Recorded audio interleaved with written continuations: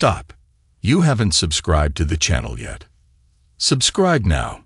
We have new stories every day. Now, let's go.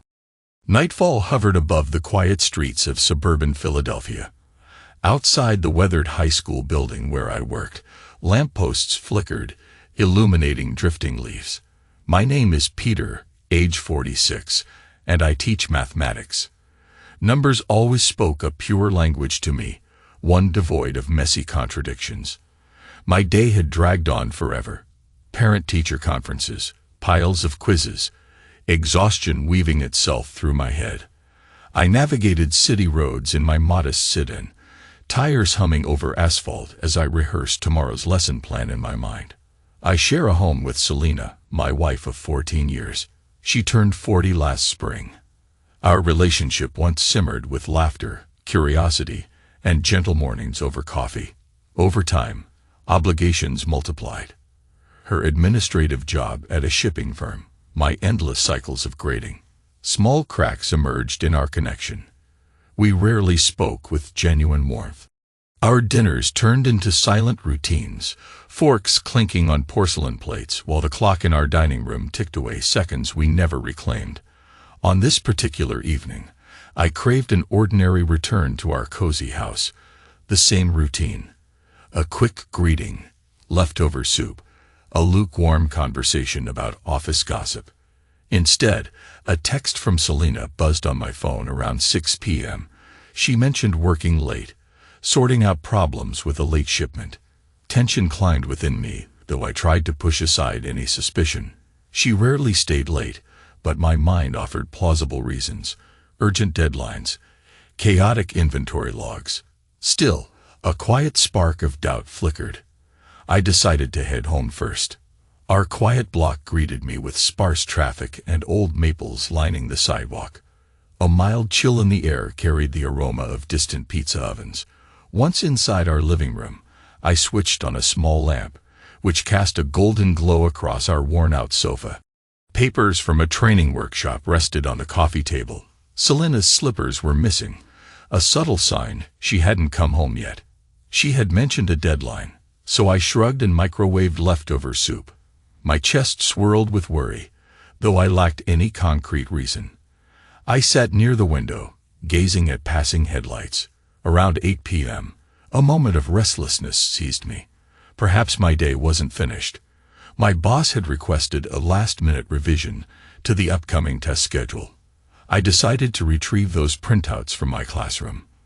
The building sat 5 blocks away, so I hopped into my sit-in once again.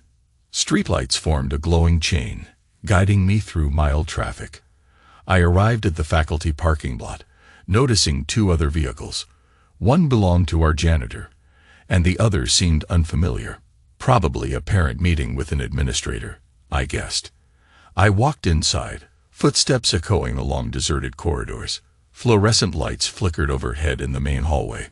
My shoes squeaked on polished tiles as I approached my classroom. I jiggled the key in the lock, slid inside, and gathered a few graded quizzes. An unease twisted my stomach. Selena's message lingered in my thoughts. She never offered a solid explanation for her extended hours. Out of habit, I switched off the lights in my classroom and headed toward the main exit. Suddenly, I caught low voices drifting from the administrative wing near the reception desk. My curiosity nudged me forward. After turning a corner, I spotted a faint glow seeping under the door leading to our principal's office suite. My mind conjured a random possibility. Perhaps the principal held a late-night meeting. However, no one had mentioned anything earlier. I inched closer, cautious about intruding. My breath stopped when I recognized Selena's voice. Why was she here? Her presence in my school after hours made no sense. I pressed my ear to the wooden door. Muffled giggles, a hushed masculine tone, the shuffle of feet on carpet. My pulse thumped inside my neck. In a swift movement, I turned the knob. The door edged open. At first, shadows blurred my vision, but soon shapes emerged under the overhead light. Selena perched on a desk, arms looped around a man's shoulders. He wore a brown delivery uniform, patches on his sleeves. Their heads were close, lips parted, bodies twisting in an unmistakable display of passion. My voice jammed in my throat. My wife's legs wrapped around his waist, her skirt bunched up. He ran his palms across her hips, pressing against her in a rhythmic motion. Their whispers mingled with breathy sighs. Heat rushed to my face. I wanted to shout, but no words emerged. Time froze, stalling every rational thought. Selena's eyes flickered toward me, and she gasped, pushing the delivery driver aside. He nearly toppled off balance, arms flailing. "Peter, what are you doing here?" Her voice quivered. The guy in the uniform, broad-shouldered, mid-30s, stared with wide eyes. I willed my feet to move, striding deeper into the room. Static seemed to buzz through my muscles. Questions hammered through my brain. But my mouth only managed an anger-laced whisper. "Who is this?" I managed, gesturing at the intruder whose name I read Earl. Selena jumped off the desk, tugging her skirt into place. Earl sputtered an apology, voice shaking in confusion. My wife's cheeks turned crimson, and her eyes darted around the room. She mumbled something about leftover paperwork, about running into Earl by chance, but her voice lacked conviction. My hands clenched as I demanded an explanation. Selena's response spilled out in disjointed bursts, referencing late shipments at her own firm, and a mix-up involving Earl's route. According to her, they ended up at my school to finalize some delivery documents after the building's staff had gone home. But the scene I witnessed revealed a more brutal truth. My heart pounded so violently, I worried about passing out from sheer rage. I roared, "Is this your idea of extra hours? You come here to fool around." My voice shattered the hush. Earl seemed rooted to the spot, sweat glistening on his forehead. Selena stepped closer, arms extended in a pleading gesture, but I recoiled. Air burned in my lungs. I told them both to leave immediately, or I would involve law enforcement. Earl grabbed his phone from the desk, stammering half-formed excuses. Selena's tears shimmered under the stark fluorescent light. Earl sprinted out first, footsteps echoing down the corridor. Selena hesitated before following, her gaze searching my face for a trace of forgiveness. I stayed silent. She rushed out, letting the heavy door slam behind her. My legs weakened, and I collapsed into the swivel chair behind the principal's desk. Adrenaline roared in my veins, blocking any rational thinking. The image of Selena clinging to this stranger's shoulders branded itself into my consciousness. For several minutes I couldn't move. My entire existence centered on betrayal, shock, and a surge of revulsion. The overhead light buzzed, flickering in an erratic pattern. Eventually, I rose, marched out of the building, and slid into my car. I wanted to punch the steering wheel, throw my phone into the gutter, or drive somewhere far from civilization. Instead, I forced myself to breathe. A strange numbness enveloped me on the drive home. Upon arriving, I spotted Selena's sedan parked in our driveway. She stood on our porch, arms wrapped around herself. Once she saw me, she hurried toward me, tears painting her cheeks. I locked the car door and brushed past her. Anger churned inside my chest, threatening to explode. She trailed me into our living room. "Peter, let me explain." Her voice trembled. I whirled around, eyes stinging with tears I refused to shed. "Explain what?" "I caught you wrapped around him. You had your legs around his waist, practically begging for it." My tone rose with each syllable. Selena's hands shook. She stammered half apologies, words tumbling.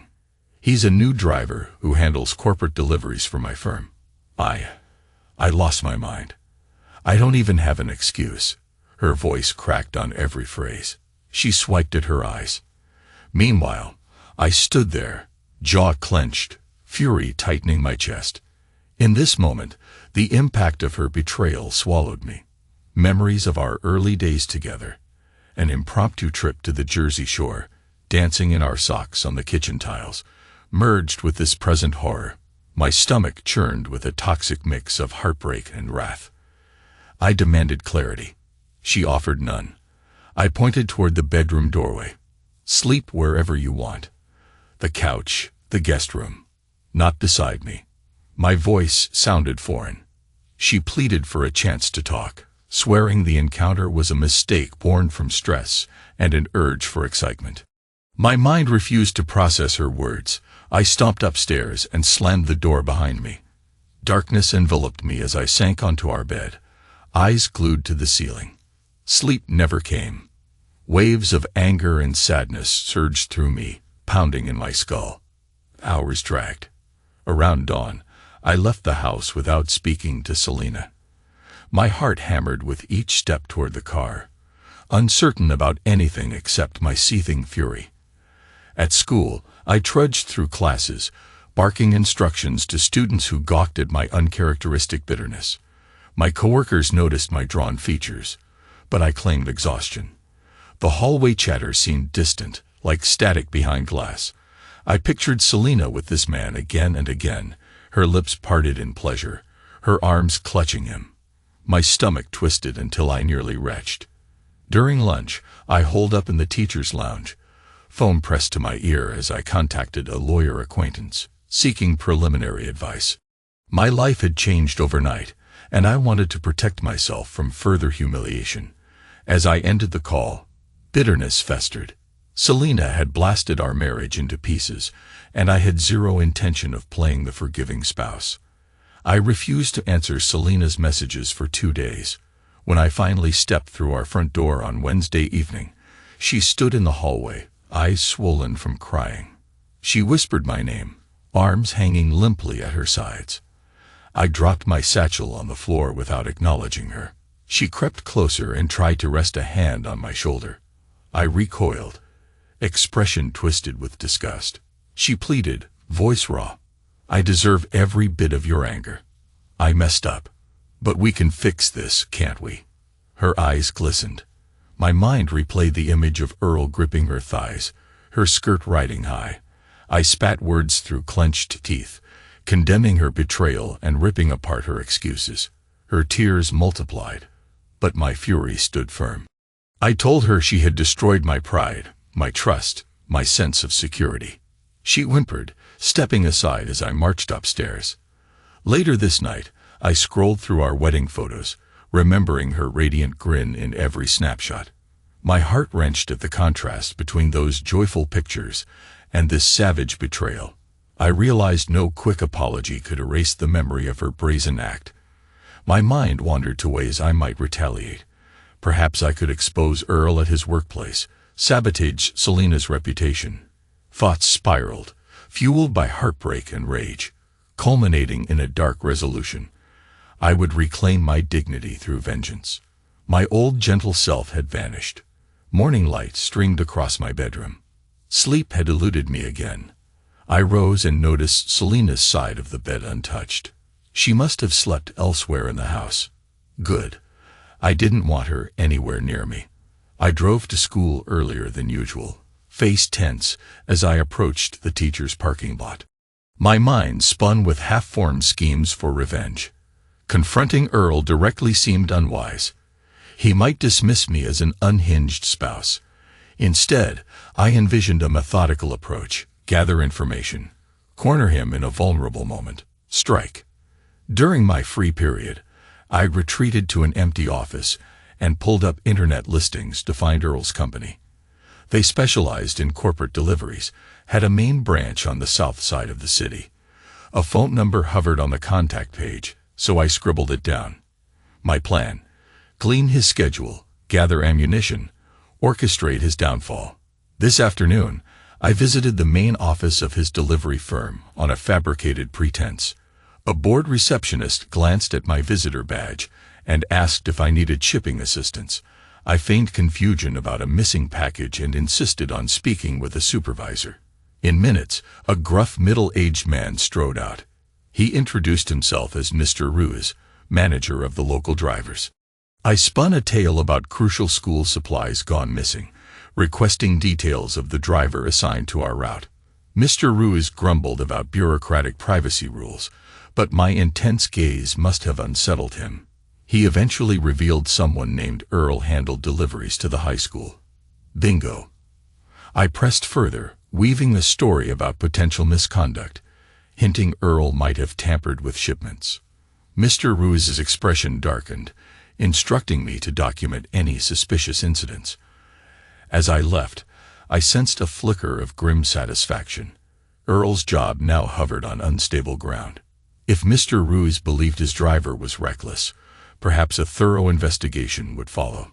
This alone didn't quench my fury, but it set events in motion.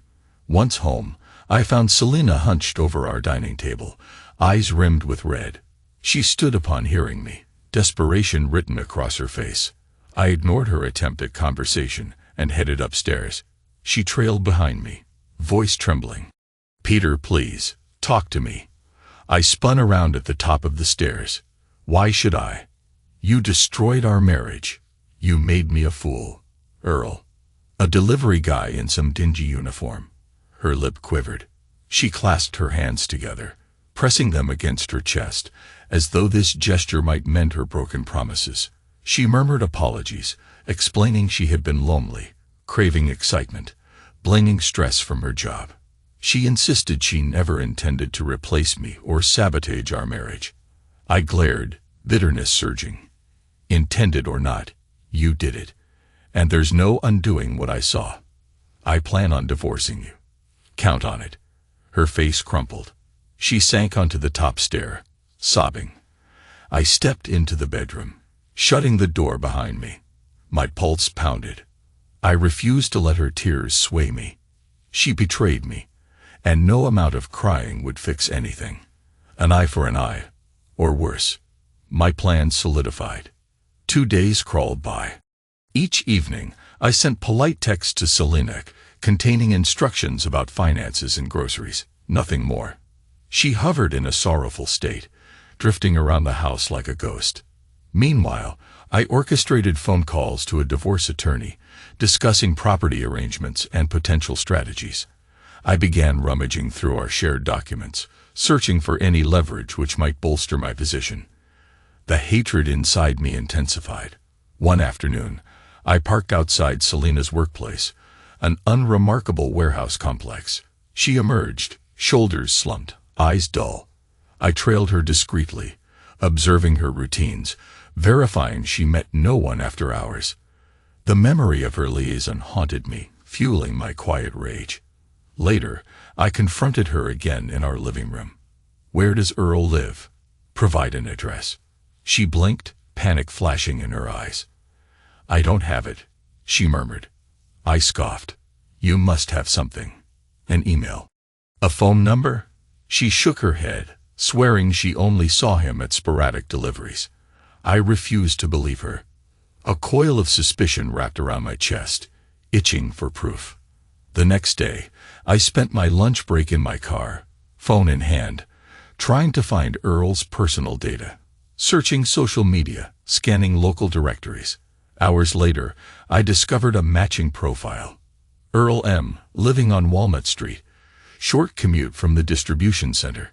A string of public posts displayed photos of him partying, laughing with friends, always wearing his uniform. I clenched my teeth, storing the screenshots. This man would regret crossing my path. I reached out to Mr. Ruiz again, claiming additional concerns regarding Earl's conduct. I implied potential drug involvement, forging rumors to taint his credibility. Mr. Ruiz listened with growing alarm, promising a deeper investigation. I hung up, gripped by grim satisfaction, imagining Earl losing his position. This evening, Selena approached me with trembling hands. "I see what you're doing. You want to hurt him. You want to destroy me too, don't you?" Her voice cracked. I locked eyes with her. "You destroyed us first. Did you think there'd be no consequences?" She covered her face, shoulders shaking with silent sobs. I watched, unwavering. Compassion had evaporated. Days stretched into a tense routine. We barely spoke unless necessary. At school, I wore a mask of normalcy, greeting colleagues with a tight smile. My students sensed my tension, but I kept class discussions brisk. Late at night, I assembled a plan for a decisive blow. Earl's address burned in my thoughts, and the divorce attorney's suggestions echoed in my mind. Protect yourself financially, gather evidence, prepare for a court battle. I rummaged through Selena's old text records, discovered a chain of flirtatious exchanges with Earl. Nothing too explicit, but enough to confirm their fling predated the incident I witnessed. I saved screenshots, labeling them for future use. My anger blazed higher each time I glimpsed those messages, lines of playful banter revealing her willingness to betray me. One stormy afternoon, I drove to Walnut Street, parking a block away from Earl's building. Raindrops pelted my windshield. My intent: observe his habits, gather more ammunition. I saw him exit a dingy red hatchback, carrying a stack of boxes. He vanished inside an old brick structure.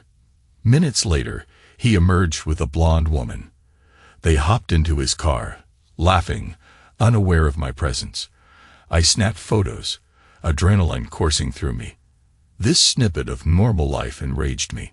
How dare he carry on as though nothing happened? I considered confronting him right there, but I hesitated, recalling a more strategic approach would cut deeper. My plan required thorough execution. My heart hammered, but I forced myself to remain calm, engine idling as I watched them drive off. I returned home soaked, found Selena waiting in the living room. She asked, voice trembling, "Where did you go?" I refused to answer, stepping into the bathroom to strip off my wet clothes. My reflection in the mirror startled me. Red-rimmed eyes, mouth twisted in grim determination. This obsession with revenge had taken root in my bones, and I couldn't let it go. 3 weeks passed in slow agony. My nights blurred into swirling nightmares. I fixated on a final blow, exposing Earl's betrayal to his girlfriend, if she existed, or to those who mattered in his life. Meanwhile, I hammered away at Selena's reputation among our mutual acquaintances. Subtle insinuations in conversation, quiet allusions to her untrustworthiness. I watched her wither under sideways glances from former friends. In a moment of cold calculation, I invited 2 longtime friends over for dinner, Adrian and Paula, a couple who once admired Selena. Over the meal, I dropped hints: a suspicious late-night meeting at my school, possible infidelity. Selena turned pale, stammering denial. Adrian's eyebrows rose. Paula's lips pursed. By dessert, the tension cut like broken glass. Selena fled to the kitchen. Adrian shot me a worried glance, but I shrugged, savoring her humiliation. The following morning, Selena confronted me. "Why are you doing this? Ruining my friendships, smearing my name." I messed up, yes, but you're going too far. I sneered. You invited this man into my life when you climbed on him. You smashed our vows. You don't get to call mercy now. She exhaled a shaky breath, tears carving paths down her cheeks. Her eyes pleaded, but I slammed the door on her silent request. On a Friday evening, I discovered Earl's company had suspended him pending investigation of misconduct allegations. A jolt of grim triumph surged through me. I wanted more, though. I planned a face-to-face encounter, a public confrontation. Perhaps I could provoke him into a meltdown, capture it on video, and transmit it to his supervisor. This might bury his career for good. I arranged a meeting through a fake social media account, posing as a concerned coworker. I offered Earl support, suggesting we talk at a local diner. He agreed, hinting he suspected sabotage. My pulse drummed. On Saturday afternoon, I arrived early, selecting a booth near the large window. Rain pelted the glass while neon lights buzzed overhead. Earl walked in, eyes scanning the diner. He spotted me and approached with caution.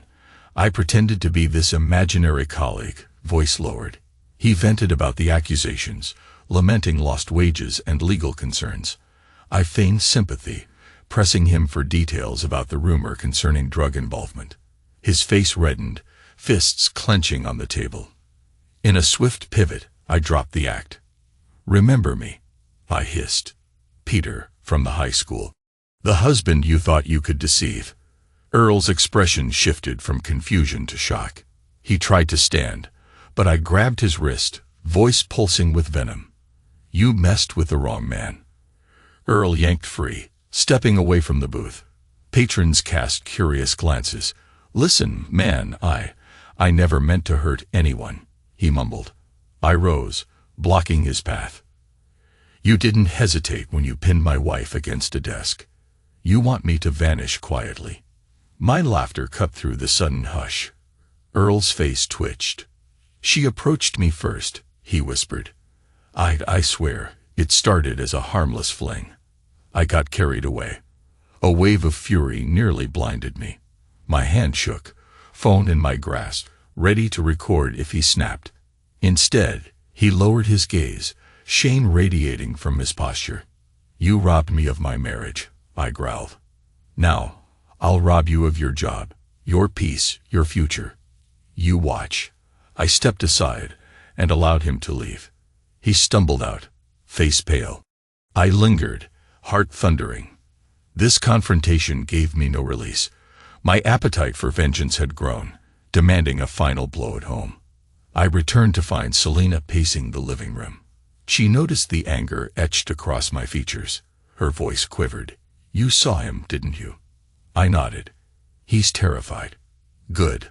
But my work isn't done. Next step. Dividing assets, forcing you to watch everything unravel. Selena's hands fluttered to her mouth. Peter, stop. I cut her off. Voice harsh. Don't beg me. This night, I tore through old photo albums, yanking out images of our anniversaries, birthdays, trips. I fed them one by one into a metal trash bin in our backyard. Smoke coiled into the air. Selena appeared at the threshold, eyes glistening. She tried to intervene, but I waved her off. Ash drifted around us, erasing remnants of a love we once celebrated. In the swirling embers, I saw a metaphor for my resolve. No turning around, no reconciliation. This path led to devastation for both Selena and Earl. My mind churned. I had hammered Earl's professional standing, but Selena's final punishment still awaited. My divorce attorney advised seeking a financial advantage, possibly using adultery as leverage. I planned to squeeze her for every resource she had. Late into the night, I typed a scathing letter to Selena's HR department, implying moral misconduct affecting her performance. I attached screenshots of her flirtations with Earl from company emails, along with a brief statement hinting a sexual encounter occurred on work premises. A final click, and I unleashed it into her professional world. She might lose everything, including her precious reputation. She confronted me the next morning, trembling phone in hand. They called me in for a meeting. You sent those emails, didn't you? I stared. Yes. Actions have consequences. She collapsed into a chair, sobbing so hard I feared she would faint. My chest tightened with a shred of pity, but I crushed it. The avalanche had begun, and I had no intention of stopping. Selena's world spiraled. Her superiors placed her on indefinite leave during an internal review. Meanwhile, news of Earl's suspension spread among colleagues at his distribution center. I listened with cold satisfaction as whispers of possible termination reached me through the grapevine. My quest for retribution neared completion, yet an emptiness weighed on me. Divorce proceedings accelerated. My attorney submitted the paperwork, citing adultery as grounds. Selena received her copy in a formal envelope one rainy afternoon. She sat at our kitchen table, eyes vacant, expression lost. I remained standing, arms crossed. No words passed between us. The severing of our marriage had become inevitable. Days later, I discovered Earl had indeed been fired. A coworker posted a brief rant on social media, mentioning an employee who lost his job over misconduct and rumored substance issues. The post included a reference to deliveries gone missing. I recognized my handiwork woven through every piece of gossip. Triumph buzzed in my veins, though it tasted bitter. Selena's hearing with HR ended in forced resignation. She trudged through our front door, face ashen, lip quivering. They asked me to leave quietly. No severance, she murmured. I leaned against the wall, arms folded, silent. She dropped her handbag, glancing at me with hollow eyes. The woman I married seemed far away. In a quiet voice, she said, "I realize you hate me. I deserve your rage. I won't fight the divorce. I have nowhere else to go right now, but I'll pack soon." Tears gathered in her lashes. She stared at the floor, shoulders sagging in defeat. I watched her, unblinking. Vengeance had been served, but the result spread across our living room like a toxic spill. We maintained a tense coexistence in this house for a few weeks, finalizing legal details. Selena existed in a state of permanent sorrow, drifting from room to room like a phantom. I steeled my emotions, refusing any softness. Our wedding rings lay discarded on a dusty windowsill, symbols of a bond I had torn to pieces. One evening, I caught a glimpse of her browsing job listings on her laptop, tears slipping down her cheeks. She closed the computer when she noticed me. Embarrassment scrawled across her face. My vengeance had left her unemployed and isolated, a shell of the confident person she once was. My triumph seemed hollow, but I clung to it. No path existed for forgiveness. Earl's life descended into chaos. Rumors suggested a looming eviction and legal troubles. I heard he tried to file a complaint against me for defamation, but his allegations lacked proof. Nobody believed him. He sank into obscurity, and the satisfaction I derived from his downfall dimmed with each passing day. At last, the final court date arrived. Selena and I entered the hushed chamber, accompanied by our attorneys.